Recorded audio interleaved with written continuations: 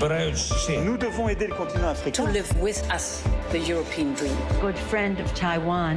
Europe 1, bonjour. Votre revue de presse internationale, nous sommes d'abord au Royaume-Uni ce matin. Bonjour Sarah Menaille. Bonjour. De quoi parlent les journaux britanniques ?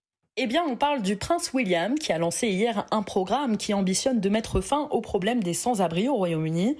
L'un des axes de ce projet vise à débloquer des logements à grande échelle.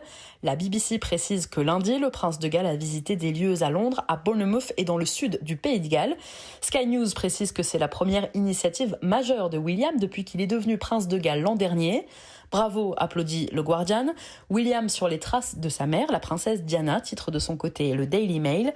Le journal Le Times précise, lui, que c'est un projet de 5 ans qui est lancé et que chaque nuit, ce sont près de 300 000 personnes qui dorment dans les rues du Royaume-Uni et que la moitié d'entre elles sont des enfants. Nous sommes maintenant en Algérie avec vous, Nour Chahine. Qu'est-ce qui fait la une à Alger ?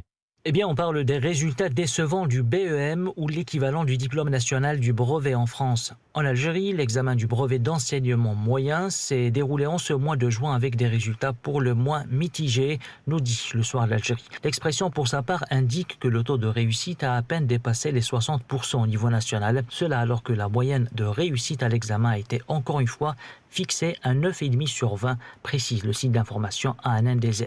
Moins que la moyenne donc, et pourtant, près de 40% des collégiens n'ont pas obtenu le brevet. Malheureusement, le jour des résultats était le théâtre d'un drame, plus précisément à Khmis Meliana au sud-ouest d'Alger, où une jeune fille a tenté de mettre fin à ses jours en se jetant du 5e étage d'un immeuble après avoir découvert qu'elle a échoué à l'examen. Nous sommes enfin en Inde avec vous, comme Bastin. De quoi parlent les journaux du pays ? De ces ouvriers transformés en esclaves par un entrepreneur dans l'état du Maharashtra. Selon The Hindu, 11 travailleurs journaliers auraient été forcés de creuser un puits pendant 12 heures par jour sans aucun salaire. Ils dormaient attachés dans le puits où ils devaient aussi faire leurs besoins et ne recevaient qu'un repas par jour. L'un d'eux a finalement réussi à s'enfuir, raconte NDTV, et a pu alerter la police. La Commission des droits de l'homme indienne s'est saisie de cette affaire sordide. Souvent, les coupables de ces tortures espèrent qu'une fois le travail fini, les ouvriers soient trop terrorisés pour oser témoigner. The Indian Express relaie un rapport de l'Organisation mondiale du travail qui classe l'Inde comme le pire pays au monde en matière d'esclavage moderne, c'est-à-dire de travail forcé, de travail des enfants et de trafic d'êtres humains. Merci comme Bastin, merci à nos correspondants.